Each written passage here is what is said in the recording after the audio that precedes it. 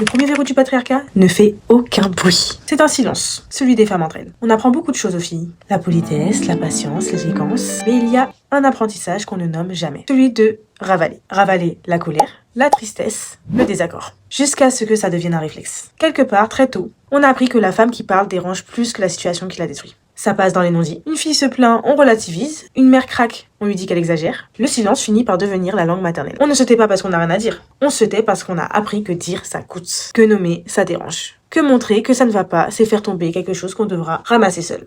Mais la vraie question, elle est ailleurs. Est-ce qu'on est en train de passer ce silence à celles qui viennent après nous? Parce qu'à chaque fois qu'une femme se tait devant sa fille, elle enregistre. Elle apprend que c'est normal. Chaque fois qu'on lisse, qu'on minimise, qu'on dit c'est comme ça, on enseigne que la douleur des femmes ne mérite pas de mots. Et là, le patriarcat atteint sa forme la plus aboutie. Il n'a plus besoin de personne pour fonctionner. On le fait tourner nous-mêmes en silence. Alors, si tu es mère, parle. Pour montrer à ta fille que sa voix a le droit d'exister. Que nommer ce qui fait mal est un acte fondateur. Le silence se transmet, la parole aussi. Cette série touche à sa fin. Si elle t'a parlé, partage-la. Les chaînes se brisent une parole à la fois.